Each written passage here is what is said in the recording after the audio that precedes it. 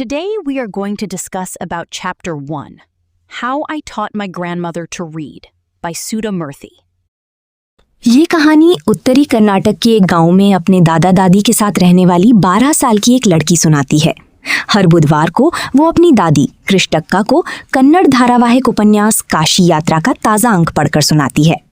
उस समय त्रिवेणी कन्नड़ भाषा की बहुत लोकप्रिय लेखिका थीं। वो एक अद्भुत लेखिका थीं। उनकी लेखन शैली पढ़ने में आसान और बहुत ही प्रभावशाली थी। उनकी कहानियां आमतौर पर आम लोगों के जीवन की जटिल मनोवैज्ञानिक समस्याओं पर आधारित होती थीं और हमेशा बहुत दिलचस्प होती थीं। कन्नड़ साहित्य के लिए दुर्भाग्य की बात ये रही कि उनका निधन बहुत कम उम्र में ही हो गया। आज भी 40 साल बीत जाने के बाद भी लोग उनके उपन्यासों की सराहना करते हैं। उनका एक उपन्यास जिसका नाम काशी यात्रा था, उस समय कन्नड़ साप्ताहिक पत्रिका कर्मवीर में एक धारावाहिक के रूप में प्रकाशित हो रहा था। ये एक बुजुर्ग महिला और काशी या वाराणसी जाने की उसकी तीव्र इच्छा की कहानी है। ज्यादातर हिंदुओं का मानना है कि काशी जाकर भगवान विश्वेश्वर की पूजा करना ही सबसे बड़ा पुण्य है। ये बुजुर्ग महिला भी इसी बात पर विश्वास करती थी और वहां जाने के लिए किए गए उसके संघर्ष का वर्णन इस उपन्यास में किया गया था।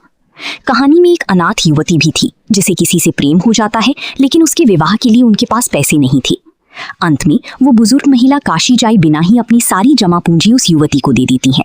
वो कहती हैं, इस अनाथ युवती की खुशी काशी में भगवान विश्वेश्वर की पूजा करने से कहीं ज्यादा महत्वपूर्ण है। उसकी दादी अनपढ़ हैं।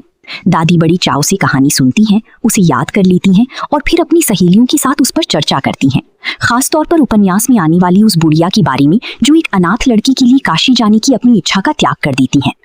जब सुधा शादी के लिए पास के एक गांव में जाती है और वहां एक हफ्ते तक रुकती है तो दादी को पत्रिका तो मिल जाती है, लेकिन वो उसे पढ़ नहीं पाती। लौटने पर सुधा अपनी दादी को रोते हुए देखकर हैरान रह जाती है। उस रात दादी अपनी जीवन कहानी सुनाती हैं कि कैसे वो कभी स्कूल नहीं गईं, कम उम्र में ही उनकी शादी हो गई और उन्हें हमेशा अनपढ़ होने का अफसोस रहा।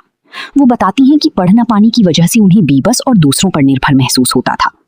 इस स्थिति को बदलने का पक्का इरादा करके दादी कन्नड़ वर्णमाला सीखने का फैसला करती हैं। वो एक लक्ष्य तय करती हैं कि दशहरा के दौरान सरस्वती पूजा तक वो खुद से एक उपन्यास पढ़ेंगी। हालांकि सुधा शुरू में उनकी उम्र की वजह से उन पर हंसती हैं, लेकिन दादी पूरी दृढ़ता से कहती हैं कि सीखने की कोई उम्र नहीं होती। अगले दिन से सुधा उसकी शिक्षिका बन जाती है। दादी पूरी लगन से पढ़ाई करती हैं और पूरी निष्ठा के साथ पढ़ने लिखने का अभ्यास करती हैं। दशहरा के दिन वो सुधा के पैर छूकर उसे चौंका देती हैं। ऐसा करके वो एक शिक्षिका के तौर पर उसके प्रति अपना सम्मान प्रकट करती हैं।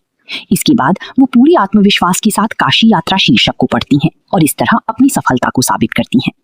ये कहानी शिक्षा, दृढ़ संकल्प और आत्मनिर्भरता के महत्व को उजागर करती है और ये दर्शाती है कि सीखने की कोई उम्र नहीं होती, किसी भी उम्र में सीखा जा सकता है। Please subscribe to my channel and press the bell icon. Do like, share, and comment for the next video.